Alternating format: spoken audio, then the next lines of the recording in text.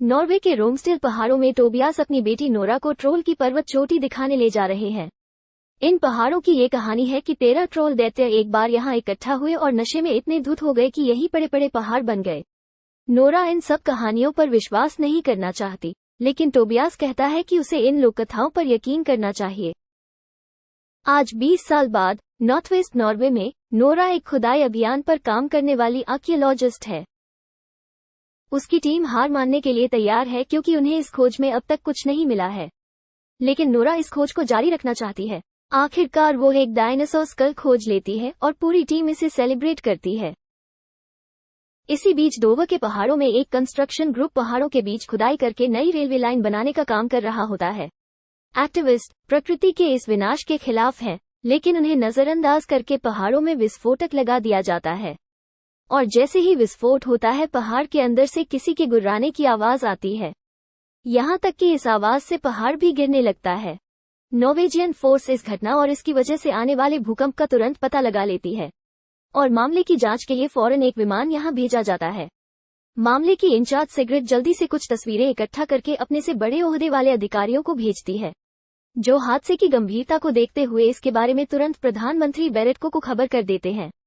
प्रधानमंत्री को हादसे में हुए नुकसान और उससे जुड़ी तस्वीरें दिखाई जाती हैं, जिन्हें देखकर उनके सलाहकार एंड्रियास को लगता है कि ये पैरों के निशान हैं। बेरेट को एंड्रियास की ये बात मजाक लगती है और वो उसे इस मामले को प्रेस से दूर रखने और कुछ ऐसे साइंटिस्ट ढूंढने का हुक्म देती है जो इस मामले को सुलझा सके। कुछ ही पलों के बाद नेशनल सिक्योरिटी का हवाला देकर एक हेलीकॉप्टर नोरा को उसके सेलिब्रेशन के बीच ही पिक करने के लिए पहुंचता है। एंड्रियास नोरा का वेलकम करता है और उसे एक सीक्रेट मीटिंग में ले जाता है, जहां प्रधानमंत्री बेरेट, मिलिट्री लीडर्स और कुछ साइंटिस्ट पहाड़ों में हुई घटना के पीछे की वजह पर चर्चा कर रहे होते हैं। जब नोरा अपना इंट्रोडक्शन एक पेलियोंटोलॉजिस्ट के रूप में देती है तो उसे कोई खास अटेंशन नहीं दी जाती, क्योंकि डायनासोर पहले से ही विलुप्त हो चुके हैं। टीम को लगता है कि ये किसी दूसरे देश का मिलिट्री अटैक हो सकता है, लेकिन रिपोर्ट्स के आधार पर वो इसे एक जियोलॉजिकल घटना से ज्यादा और कुछ नहीं मान पाते। स्क्रीन पर दिखाई दे रही तस्वीरों में जमीन पर एक गड्ढा सा नजर आता है, जो साइंटिस्ट्स को लगता है कि एक सिंकहोल है।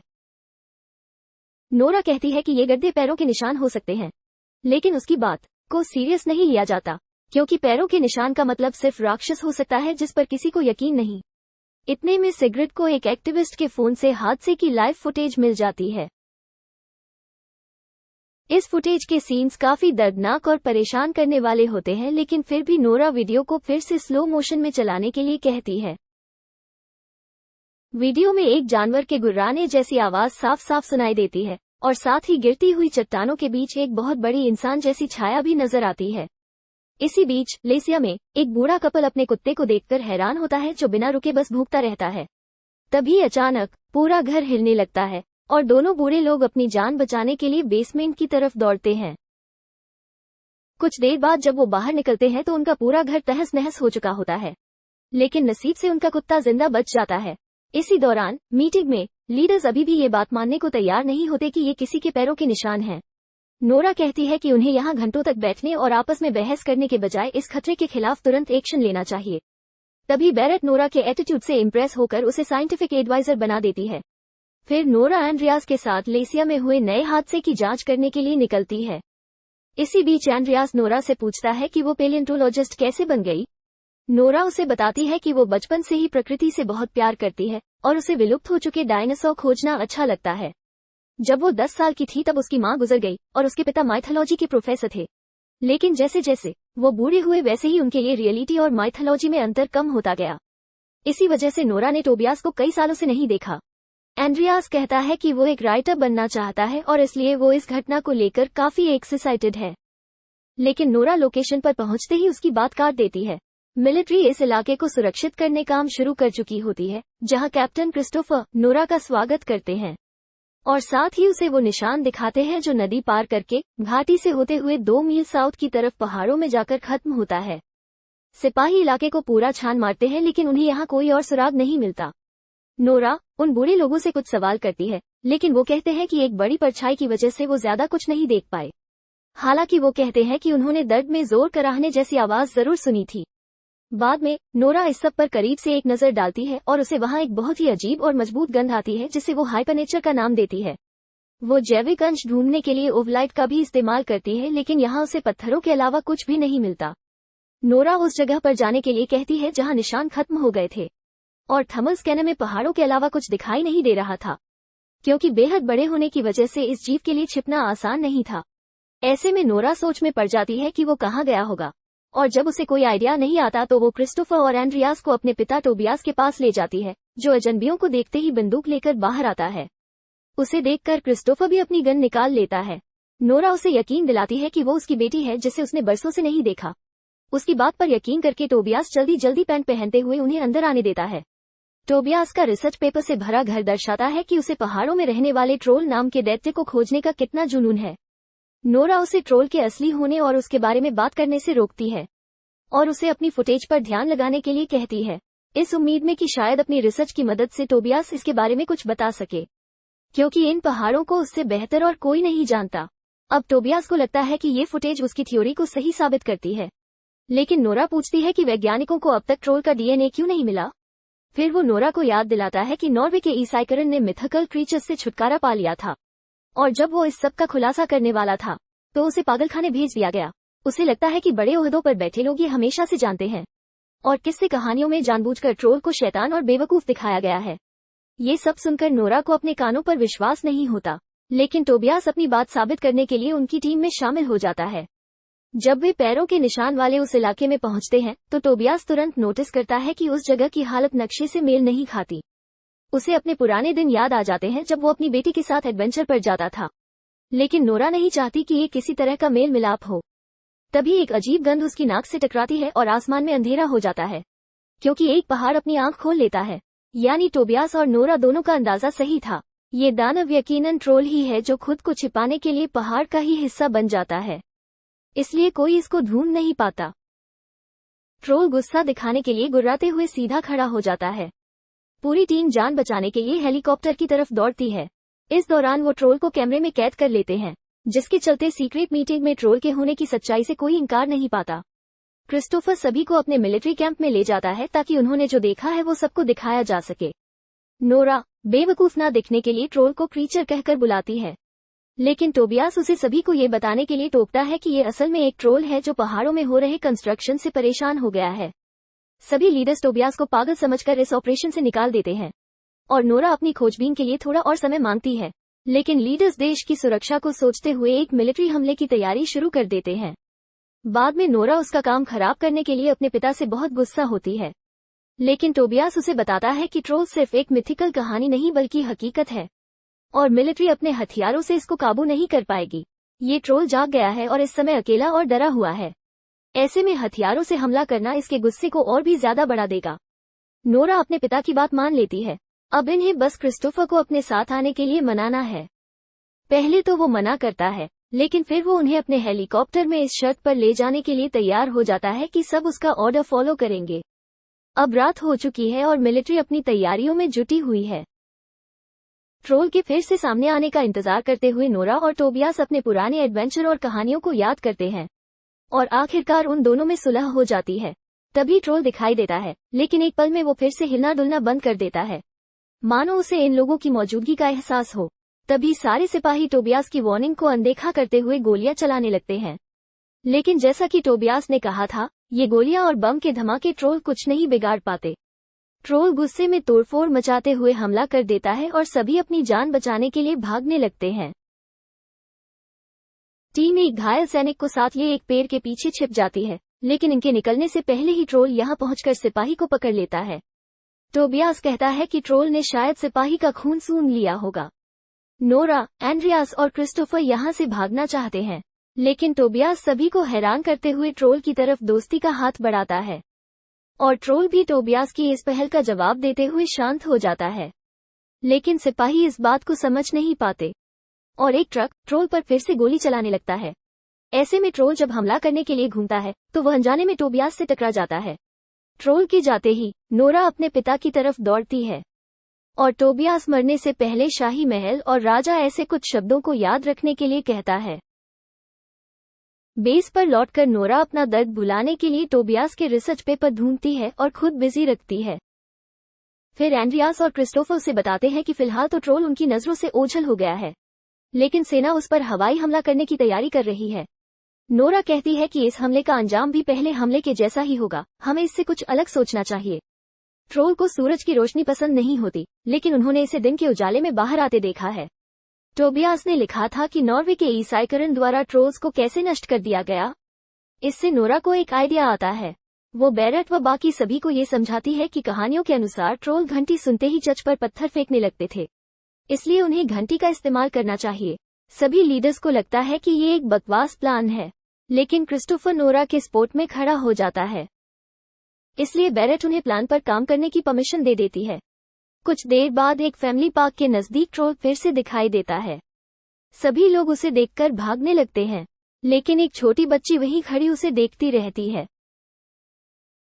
क्रिस्टोफर और नोरा हेलीकॉप्टर लेकर आगे बढ़ते हैं, जिन पर बहुत बड़ी बड़ी घंटियां लटकी हुई होती हैं। वे ट्रोल को घेरकर घंटियां बजाना शुरू कर देते हैं, और नोरा का अंदाजा बिल्कुल सही निकलता है। घंटी की आवाज ट्रोल के कानों को चोट पहुंचाती है, इसलिए इस आवाज से बचने के लिए वो हेलीकॉप्टर्स पर हमला करना शुरू कर देता है। जहां उसके हमले से एक हेलीकॉप्टर छोटी लड़की पर गिरने ही वाला होता है, लेकिन लड़की को बचाने के लिए ट्रोल खुद ही उस हेलीकॉप्टर को पकड़ लेता है। अब क्योंकि ये सब पब्लिक प्लेस पर हुआ था, इसलिए पूरी दुनिया ट्रोल के बारे में जान जाती है। दुनिया भर में ट्रोल की खबर चलने लगती है और इसकी वीडियोस सोशल मीडिया पर वायरल हो जाती हैं। बेस पर वापस लौटकर नोरा कहती है कि उन्हें घंटियों का इस्तेमाल फिर से करना चाहिए, लेकिन इस बार बेरेट नोरा की कोई बात नहीं सुनती और उसे बेस से बाहर निकलवा देती है। बाहर निकलते समय नोरा क्रिस्टोफर से टकराती है, जो ये मानता है कि बेरेट गलती कर रही है, और वो कहता है कि वो हर हाल में नोरा का साथ देगा। मिलिट्री लीडर बेरेट को कुछ खतरनाक मिसाइलों के बारे में बताते हैं, जिन्हें अभी तक अप्रूव भी नहीं किया गया है। बेरेट को इनके बारे में कोई जानकारी नहीं होती। एंड्रियास कहता है कि उन्हें ये हथियार इस्तेमाल नहीं करने चाहिए, और अगले ही पल वो भी रूम से बाहर होता है, ये देखकर कि यहाँ उसकी कोई कद नहीं। वो नोरा के साथ फिर से जुड़ने का फैसला करता है और उससे कहता है कि ये लोग शहर को खाली करवाने वाले हैं। कुछ ही पलों के बाद बेरेट टीवी पर आती है और इमरजेंसी लागू करते हुए नागरिकों को सेना के साथ सहयोग करने और बिना माहौल बिगाड़े शहर खाली करने के लिए कहती है। नोरा और एंड्रियास ट्रैफिक में फंस जाते हैं, इसलिए नोरा इस समय का इस्तेमाल टोबियास की रिसर्च देखने के लिए करती है। उन पन्नों में नोरा को सिंडिंग और गेटकीपर बार बार लिखा हुआ मिलता है। इस पर एंड्रियास कहता है कि ये शाही महल का चेम्बरलेन रिकॉर्ड सिंडिंग हो सकता है। नोरा को अचानक याद आता है कि टोबियास ने मरते समय रॉयल पैलेस का नाम लिया था, इसलिए वो तुरंत शाही महल पहुंचते हैं, लेकिन महल का गार्ड उन्हें अंदर जाने से रोक देता है। तभी दूसरे ही पल सिंडिंग उन्हें अंदर बुलाने पहुंच जाता है, क्योंकि उसे उम्मीद थी कि टोबियास या उसका कोई करीबी उससे जरूर मिलने आएगा। सिंडिंग बताता है कि वो टोबियास की बहुत रेस्पेक्ट करता है, क्योंकि टोबियास उन चुनिंदा लोगों में से एक था जो महल के नीचे छिपे रहस्य को जानते थे। पहले के टाइम में किसी राजा के घर के ऊपर अपना महल बनाना बहुत शुभ माना जाता था, और इसलिए ये महल भी ट्रोल राजा के घर के ऊपर बना हुआ है। फिर नोरा को ट्रोल की हड्डियों से भरी सुरंग में ले जाया जाता है, जहां सिंडिंग उन्हें बताता है कि नॉर्वे के ईसाईकरण ने किसी को नहीं छोड़ा। उन्होंने शाही ट्रोल परिवार पर घात लगाकर हमला किया और सिर्फ एक बच्चे को जिंदा छोड़ा, जिसे उन्होंने पहाड़ों पर एक गुफा के अंदर मरने के लिए छोड़ दिया। टोबियास को इसके बारे में पता चल गया, तो इस राज को छुपाने के लिए सिंडिंग ने जानबूझकर उसे पागलखाने भेज दिया। वो कहता है कि उसने जो किया ठीक ही किया, और इस पर नोरा को बहुत गुस्सा आता है, लेकिन ये बहस करने का समय नहीं था। नोरा सोचती है कि टोबियास सही था, ट्रोल किंग वापस अपने घर आ रहा है और उन्हें इसे रोकना होगा। नोरा ये नोटिस करती है कि उसकी उफ टोच ट्रोल हड्डियों को नुकसान पहुंचा रही है, यानी कहानियों में सूरज की रोशनी वाली बात सही है। उन्होंने उसे दिन में जरूर देखा, लेकिन सूरज की रोशनी में नहीं, क्योंकि बादलों और पहाड़ों की वजह से तब छाप थी। एंड्रियास कहता है अब सूरज को कैसे कंट्रोल करे, मगर नोरा एक प्लान बनाकर क्रिस्टोफर को बुलाती है। क्रिस्टोफर जाल बिछाएगा और नोरा व एंड्रियास ट्रोल को इस जाल तक लाएंगे। इसी बीच ट्रोल शहर में आ जाता है और बेरेट उस पर मिसाइलों के इस्तेमाल को मंजूरी दे देती है। ऑफिसर सिग्रिड फोन करके एंड्रियास को हमले के बारे में बताती है और कहती है कि उन्हें जल्दी ही कुछ करना होगा। एंड्रियास सिग्रिड को आर्मी सिस्टम हैक करके लॉन्च रोकने के लिए कहता है, और दूसरी तरफ क्रिस्टोफर सिग्नल भेजकर अपने सभी सैनिक दोस्तों को मदद के लिए बुलाता है। नोरा गार्ड्स को ट्रोल की एक खोपड़ी उनके पास मौजूद सबसे बड़े ट्रक पर रखने के लिए कहती है, जिसे नोरा और एंड्रियास ट्रोल को महल से दूर रखने के लिए शहर भर में ड्राइव करेंगे। आखिरकार कुछ कोशिशों के बाद सिग्रिड आर्मी सिस्टम में घुसकर लॉन्च को रोक देती है। जिससे नोरा और एंड्रियास को थोड़ा और टाइम मिल जाता है। ट्रोल के करीब आते ही नोरा ट्रक में रखी खोपड़ी उसे दिखा देती है, जिससे वो गुस्से में आकर उनके पीछे दौड़ने लगता है। नोरा क्रिस्टोफर को कॉल करके कहती है कि वो प्लान के मुताबिक ट्रोल को उसकी तरफ लेकर आ रही है और कहती है कि वो अपने सैनिकों में थोड़ा जोश भरकर तैयार रहे। ओस्लो की गलियों से निकलकर नोरा और एंड्रियास जैसे ही हाईवे पर पहुंचते हैं, उनकी गाड़ी से खोपड़ी गिर जाती है। अब ट्रोल दौड़ना बंद करके खोपड़ी को अपने हाथ में उठाता है। इतने में ही उसे इस खोपड़ी का रिफ्लेक्शन एक बिल्डिंग पर दिखाई देता है, लेकिन जैसे ही ये उसे छूने की कोशिश करता है तो कांच टूट जाता है और ट्रोल के हाथ खोपड़ी नीचे गिरकर चूर चूर हो जाती है। ट्रोल गुस्से और दर्द में दहाड़ता है। अपनी नस्ल में सिर्फ अकेले बचना कितने दुख की बात है, ये सोचकर नोरा उसके दर्द को महसूस करती है। ट्रोल बदला लेने के लिए फिर से उनके पीछे दौड़ता है और नोरा अपने प्लान के मुताबिक उसे क्रिस्टोफर की तरफ ले जाना शुरू कर देती है।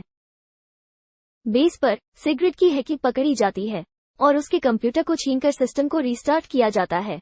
नोरा और एंड्रियास लोकेशन के करीब पहुंचते ही ट्रोल को सेंटर में लाने के लिए चलते ट्रक से कूद जाते हैं।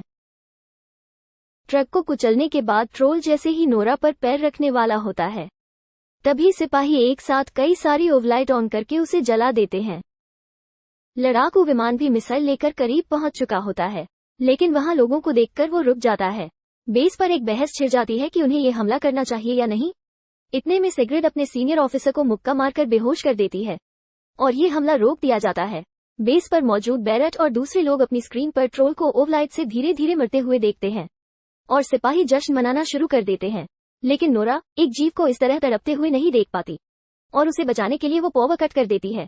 सिपाही बंदूक से हमला करने वाले होते हैं, लेकिन नोरा उन्हें भी रोक देती है और अपने पिता की तरह ट्रोल के करीब जाकर धीरे से उसे पहाड़ों में वापस जाने के लिए कहती है। ट्रोल उसकी बात ध्यान से सुनता है, लेकिन इससे पहले कि वो कुछ कर सके, सूरज उगना शुरू हो जाता है और कुछ ही पल में वहां मलबे के अलावा और कुछ नहीं बचता।